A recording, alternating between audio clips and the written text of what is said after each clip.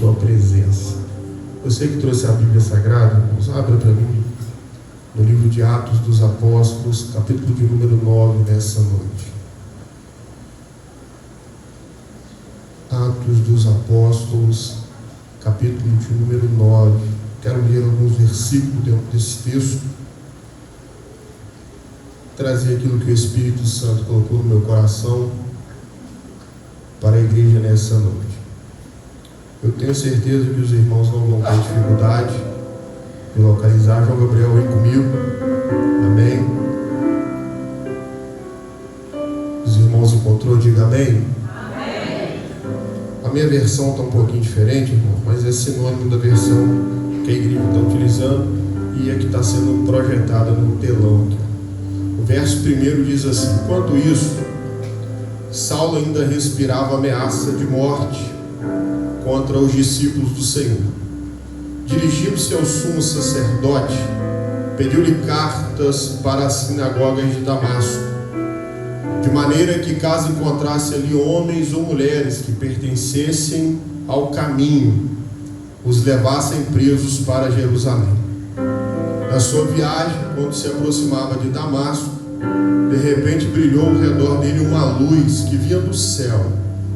Ele caiu por terra e ouviu uma voz que lhe dizia: Saulo, Saulo, por que você me persegue?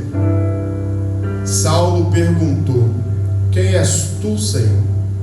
E ele respondeu: eu sou Jesus, a quem você persegue. Levanta-te, entra na cidade, alguém lhe dirá o que você deve fazer. Os homens que viajavam com Saulo pararam emudecidos, ouvindo a voz, mas não viam ninguém. Saulo levantou-se do chão e, abrindo os olhos, não conseguia ver nada, de modo que os homens o levaram pela mão até Damasco. Amém? Você que está de pé pode tomar o seu assento. Glória a Deus. Um texto que é mais do que conhecido pela igreja. Uma vez ou outra a gente ouve uma ministração em cima dessa palavra. E eu quero nessa noite trazer uma mensagem para a igreja. Eu não sou de fazer isso, tá, irmãos? Eu não sou de fazer isso, mas nessa noite eu quero colocar um tema nessa palavra. Que você guarde nessa noite essa mensagem no seu coração. E o tema dessa palavra nessa noite vai ser um objetivo, um encontro e uma marca. Um objetivo, um encontro e uma marca. Guarde essa palavra no seu coração, que nessa noite eu tenho certeza que o Espírito Santo vai falar conosco. Quando nós vamos para o livro de Atos, nós sabemos que Atos dos Apóstolos, ele é o livro que o Dr. Lucas escreve, e ele vai descrever o início da igreja. Atos, capítulo 1, Jesus está dando as instruções e assunto ao céu. Capítulo 2, estão todos reunidos no cenáculo, e aí o Espírito Santo de Deus desce sobre a igreja. Línguas vai ser vistas, repartidas como de fogo. Vai acontecer no dia da festa de Pentecoste. Jerusalém está cheia. O povo fica um pouco assustado com o barulho, com aquilo que está acontecendo no cenáculo. Pedro, depois da manifestação do Espírito Santo, vai começar a explicar para aquelas pessoas, para aquele povo que estava ali, que Atos 2 era o cumprimento de uma profecia que foi profetizada pelo profeta Joel, que Deus derramaria sobre toda a carne do seu Espírito. Vossos filhos e vossas filhas iriam profetizar, os jovens iriam ter visões e os velhos sonharão sonhos. E Pedro começa a pregar em cima dessa profecia de Joel. O livro de Atos também vai nos mostrar, a partir do capítulo de número 6, que vai acontecer o primeiro martírio da história da igreja. Um jovem pregador cheio do Espírito Santo, um diácono da igreja por nome de Estevão, por pregar o Evangelho, por pregar a Cristo, vai ser apedrejado. E ainda no capítulo 7, o nome de Saulo já vai começar a aparecer dentro das Sagradas Escrituras. No capítulo de número 7, está acabando de acontecer o martírio de Estevão. Entra o capítulo 8, e a Bíblia diz que o início do capítulo 8 de Atos dos Apóstolos, que Saulo, ele consentiu, Saulo, ele concordou com aquilo que aconteceu com Estevão. Mas quem era Saulo, Marcos? Saulo, ele era um jovem da classe dos fariseus, um jovem muito dedicado. Na visão de mundo de Saulo, ele estava fazendo a coisa certa. Foi ensinado aos pés de um grande mestre que tinha em Jerusalém por nome de Gamaliel. E Saulo entendeu, irmãos, que perseguir a igreja era aquilo que ele tinha que fazer. E ele começou a perseguir a igreja do Senhor. Quando a gente pega o capítulo de número 9, nós vamos ver que o primeiro versículo e o segundo já nos passa o objetivo que Saulo tinha na sua vida.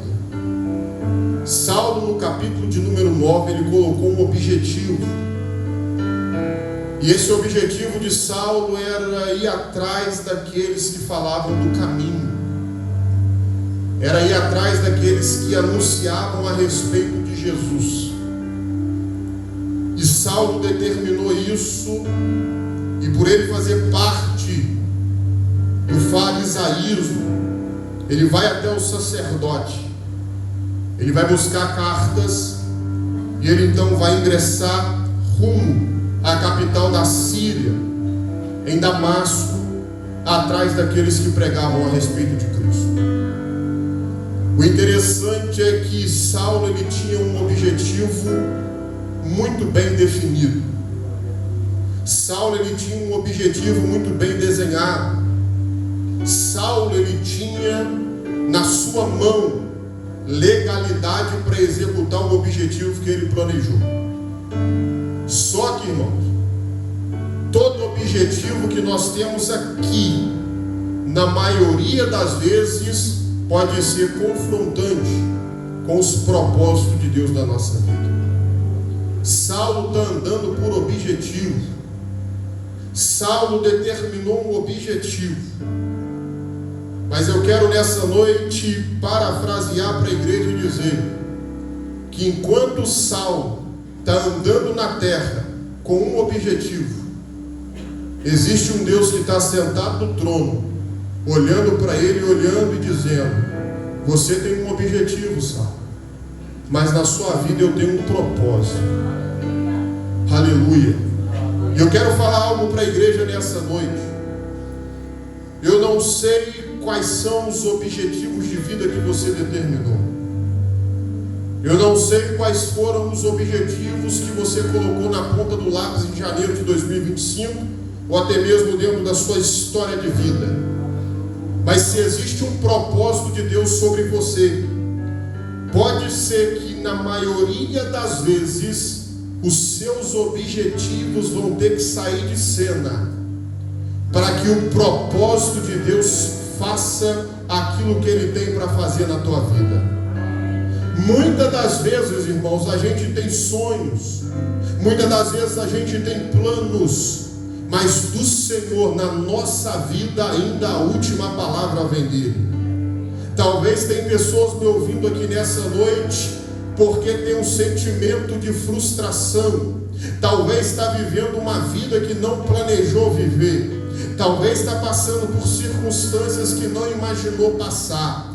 Mas muitas das vezes andar no propósito é passar o que você está passando hoje. Talvez você planejou uma carreira para a sua vida profissional. Talvez você planejou uma carreira para a tua vida, aleluia, cotidiana. Mas o Senhor resolveu tirar você dos seus objetivos e colocar o propósito do céu sobre a tua vida, e você vai começar a viver o propósito de Deus. Saul tinha um objetivo. Só que o objetivo que Saulo tinha, irmão, não era um objetivo positivo. Por quê? O objetivo de Saulo, prender. Propósito de Deus, libertar. O objetivo de Saulo, perseguir. Propósito de Deus, levantar um missionário. Qual era o objetivo de Saulo, Marcos? Colocar na cadeia quem falava do caminho. Qual é o propósito de Deus? Levantar um apóstolo que iria levar o evangelho fora dos territórios de Israel. Talvez você chegou aqui nessa noite questionando a Deus: Senhor, por que a minha vida está desse jeito? É porque você ainda não entendeu a grandeza do propósito de Deus na tua vida. Talvez você chegou aqui nessa noite cheio de interrogação no teu coração e na sua cabeça, mas o Senhor te trouxe aqui nessa noite para te dizer: você não vai andar segundo os teus objetivos, mas você vai andar segundo os meus propósitos. Ô Marcos, mas tem problema eu ter objetivo de vida? Não, tem problema nenhum. Mas eu preciso acender um alerta para você aqui nessa noite. O problema, irmãos, do meu objetivo é que 90% das vezes que eu começo a colocar o meu objetivo em execução, ele me tira do lugar que Deus me colocou. Na maioria das vezes, quando eu volto a minha atenção para os meus objetivos, as coisas do Senhor, o propósito de Deus na minha vida, eu saio do foco, eu tiro os meus olhos dela. Vou te dar um exemplo aqui nessa noite. Deus permitiu Israel ir para o cativeiro babilônico. 70 anos dentro da Babilônia. 70 anos depois, Deus levanta Ciro, permite a libertação e o povo começa a voltar. Aproximadamente 50 mil, se eu estiver enganado, depois os irmãos me corrigem, retornam com Zorobabel e Josué, o sumo sacerdote. A Bíblia diz que quando eles chegam em Jerusalém não tinha nada, era só ruína. No reino do norte tinha um povo misturado, mestiço, que era o povo samaritano. O povo retorna, Josué, mas Zorobabel, com o povo que voltou, eles apenas levantam o altar do holocausto. Eles fazem um culto, não tinha tempo, estava tudo destruído. Quando eles fazem um culto, barulho acontece no meio deles. Os samaritanos ouvem e eles descem para Jerusalém para ver o que está acontecendo, irmão.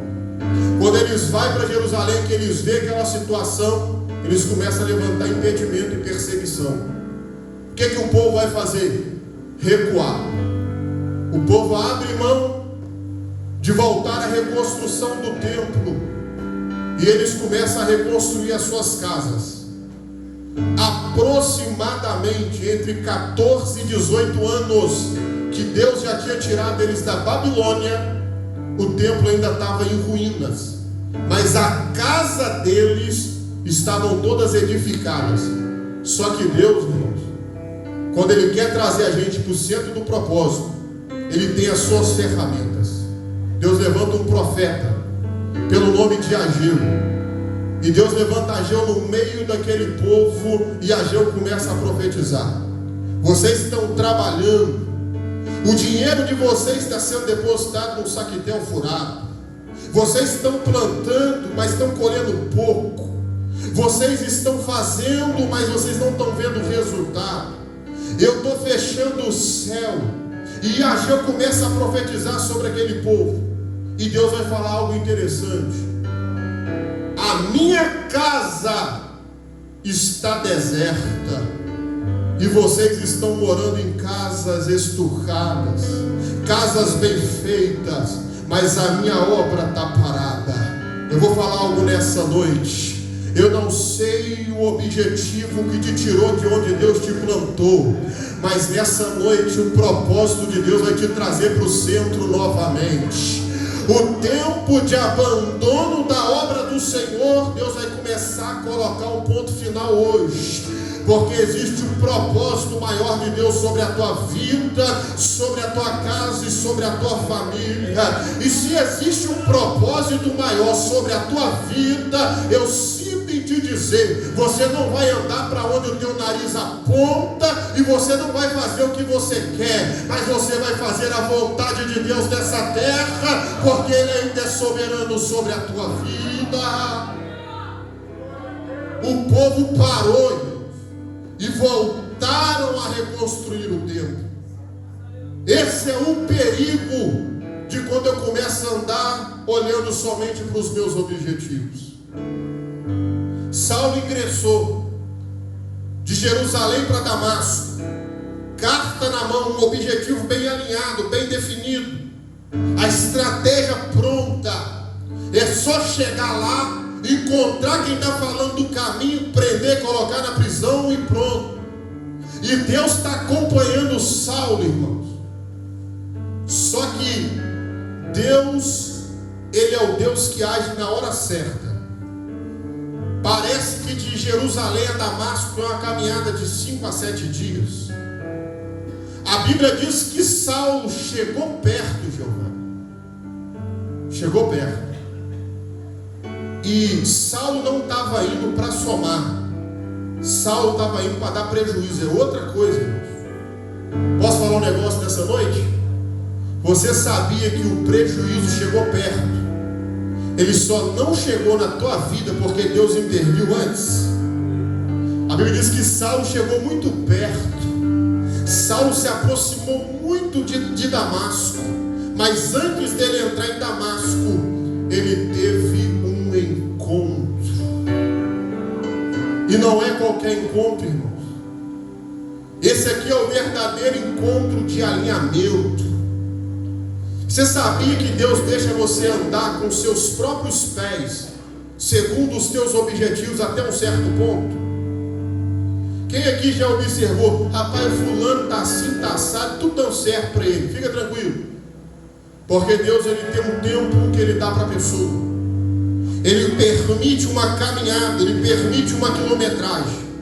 Mas na hora certa o encontro acontece. Eu posso falar um negócio? Irmão, tem problema na minha vida que eu faço um encontro, eu preciso de 2 reuniões, eu preciso de 3, eu preciso de 4. Agora Jesus,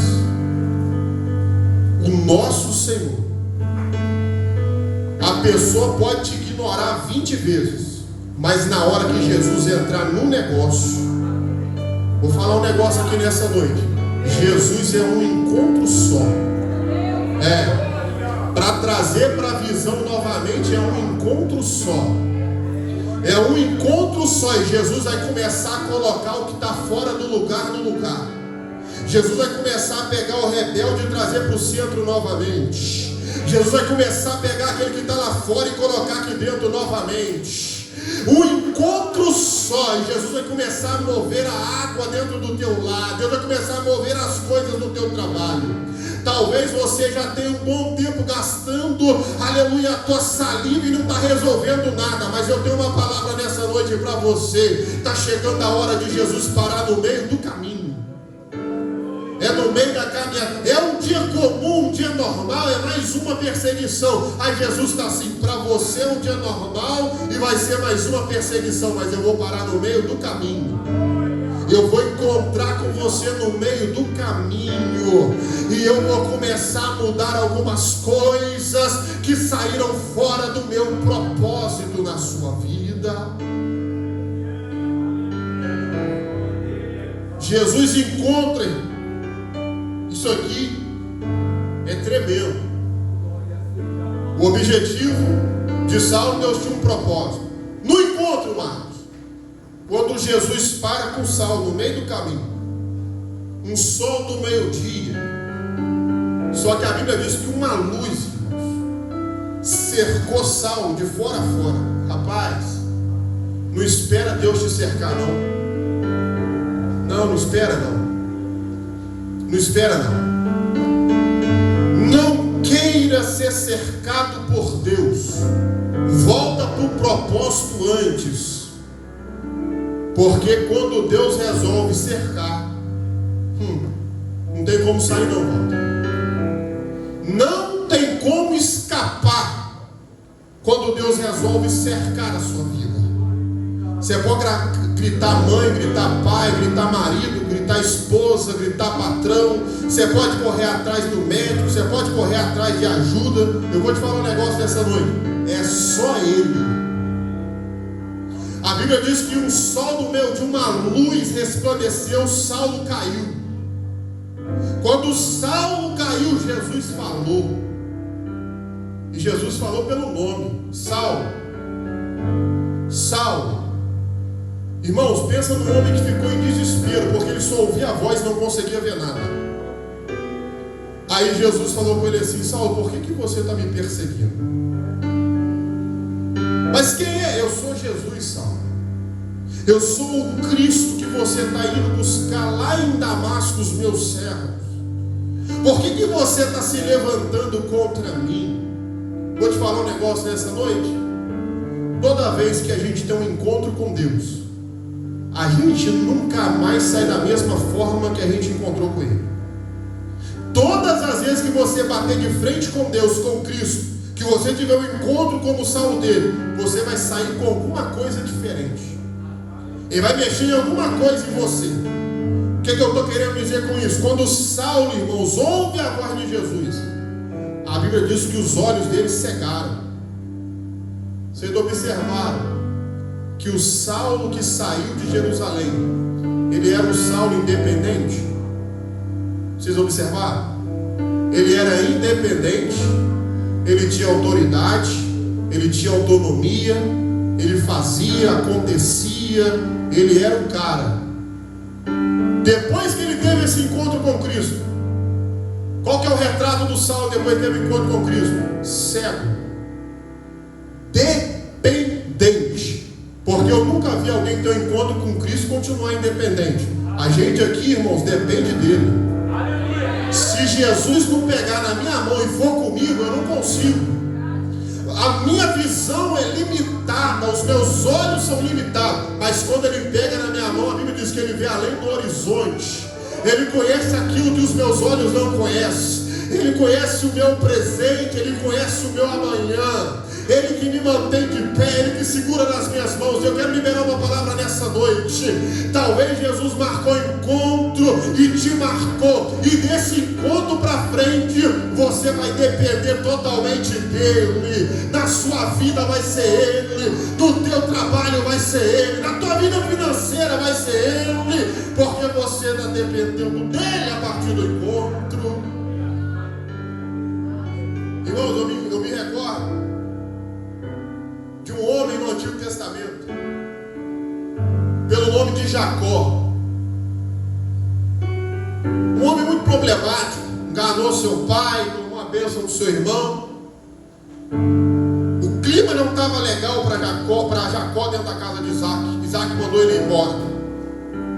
Jacó pegou suas coisas, foi lá para Padã Arã, para o meio da família da sua mãe. Irmãos, Jacó passou 20 anos em Padã Arã. 14 anos Jacó trabalhou por uma mulher, por a sua esposa. Foi enganado. Eu até gosto de falar a respeito disso, porque Jacó enganou, mas também foi enganado. Jacó mentiu e caiu também na mesma situação. E quando Jacó está em Padã Arã, trabalhou 14 anos pela sua esposa. 6 anos, meu irmão, Jacó trabalhou para criar, juntar um recurso, ter seu gado, sua ovelha, o seu rebanho, ter uma vida financeira, ter alguma coisa. Irmão, Labão, durante 6 anos, mudou o salário de Jacó 10 vezes. Aí você me pergunta nessa noite, era porque Jacó era muito eficiente? É porque ele queria abençoar Jacó? Não. A intenção de Labão era prejudicar. Mas mas eu quero ver prejudicar quem Deus quer abençoar. Não, eu quero ver dar prejuízo em quem Deus quer prosperar. Labão mudava o salário de Jacó para tentar tirar de Jacó. E Deus está assim: eu resolvi abençoar Jacó. Labão, você pode mudar o salário dele 1, 2, 3, que todas as vezes que você mudar o salário dele, a minha mão vai lá onde ele está e eu vou abençoar ele. Posso falar um negócio nessa noite? Você está enganado de que você precisa de reajuste, depende do teu patrão. Não, o Deus que você serve, se o teu patrão melhorar o teu salário, tu vai ser abençoado. E se ele não melhorar, tu vai continuar sendo abençoado e prosperando, porque você serve ao Deus que é fiel. 20 anos Deus manda Jacó voltar. Jacó junta tudo que tem, seu rebanho, sua família, e ele vai regressar para Canaã. Chega num lugar, irmãos, um vale lá embaixo, chamado Vale de Jaboque. Quando Jacó passa pelo Vale de Jaboque, a Bíblia diz que ele passa a sua família primeiro, e ele fica sozinho. Quando ele está sozinho, ele recebe uma visita, irmãos, um encontro. Um anjo aparece para Jacó, e ele começa com aquele negócio: eu preciso que você me abençoe, me abençoe. Não, eu não vou, eu preciso subir. Jacó: não, você vai me abençoar primeiro. Ele começa a lutar ali. Quando de repente a Bíblia diz que o anjo vai ferir a coxa de Jacó. E quando o anjo fere a coxa de Jacó, Jacó fica manco. Mas ele vai liberar uma palavra sobre a vida de Jacó: a partir de hoje, tu não te chamarás mais Jacó, mas o teu nome a partir de hoje é Israel. Aí eu imagino, irmão, vou parafrasear de novo, Esaú emocionado, esperando Jacó, seu irmão, 20 anos sem ver. E vem Jacó, irmãos, caminhando para encontrar. Eu imagino Esaú olhando para Jacó e olhando e falando assim: rapaz, a aparência ainda é a mesma, envelheceu um pouquinho, mas ainda é ele, eu lembro dele. O tom de voz ainda está bem parecido, está um pouquinho mais cansado, trabalhou 20 anos, um trabalho mais pesado, prosperou, rapaz. Mas não sei porquê, eu estou olhando para você, Jacó, eu estou vendo algo diferente. Eu não sei porquê, eu olho para você e eu vejo algo mudado na sua vida. Aí eu imagino Jacó olhando para Esaú e pensando: é porque você não sabe o encontro que eu tive ontem. Porque aquele que tem um encontro com Jesus, ele sai diferente desse encontro. Tem gente aí que não sabe o que aconteceu, mas você e Deus sabe, porque um dia na estrada da tua vida Jesus resolveu marcar um encontro com você, porque um dia na estrada da tua caminhada Jesus resolveu marcar um encontro, e nesse encontro ele resolveu te marcar, e você carrega essa marca até hoje. Aonde você chega eles falam: rapaz, ela tem a mesma aparência, conversa do mesmo jeito, mas tem alguma coisa diferente nela. Sabe o que é? É a marca do Espírito Santo na tua vida. É a marca. O encontro vai gerar uma marca. Para mim encerrar minha palavra nessa noite, Jacó chegou, Saulo chegou cego em Damasco. Quando ele chega cego em Damasco, tinha um discípulo em Damasco chamado Ananias. Deus chama Ananias e fala assim: Ananias, vai lá na rua direita, tem um homem lá que está orando, o nome dele é Saulo. Vai lá, ora por ele, porque quando você orar eu vou abrir os olhos dele. Irmão, pensa no homem que ficou na prova, foi Ananias. Ananias na mesma hora: Senhor, a fama desse homem não é boa, o que eu ouço a respeito desse homem não é bom. sabendo que ele está prendendo, está matando lá em Jerusalém? Você sabe por que Ananias perguntou isso para Deus? Porque Ananias conhecia o Saulo, que tinha objetivo e que não tinha tido encontro ainda. Aí Deus vai falar com Ananias: não, Ananias, você não está sabendo ainda não, né? Pode ir lá. Pode ir lá. Porque quando ele andava por objetivo, ele era perigoso. Mas agora ele não anda por objetivo mais não, agora ele anda por propósito. E quando ele anda por propósito, ele não é perigoso. Sabe o que ele é, Ananias? Ele é um vaso escolhido. Ele é um vaso que eu escolhi, eu vou usar. Vou falar um negócio aqui nessa noite. Talvez a sua vida lá fora não era das melhores. Talvez a tua fama lá fora não era das melhores.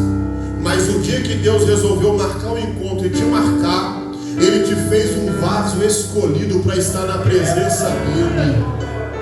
Talvez a fama que você tinha na sua adolescência, na sua juventude era uma, mas a partir do momento que você teve um encontro com Ele, Ele vai mudar essa fama, e ao invés de chamar Saulo perseguidor, vai ser vaso escolhido. É uma, aleluia, um vaso escolhido, é uma serva de Deus. Não é mais quem era antigamente, porque eu marquei, aleluia, um encontro e eu marquei a vida dela.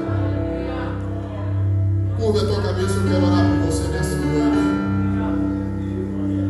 Senhor Jesus, preguei a tua palavra. Pai, eu não sei a forma que o teu servo, a tua serva entrou aqui nessa noite, mas que o Senhor possa nos colocar no centro do teu propósito, não permita andarmos por objetivo.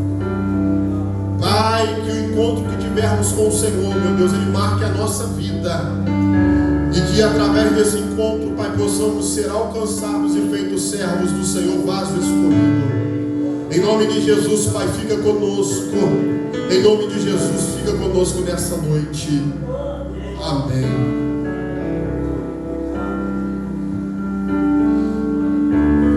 Que Deus abençoe nosso presbítero Marcos.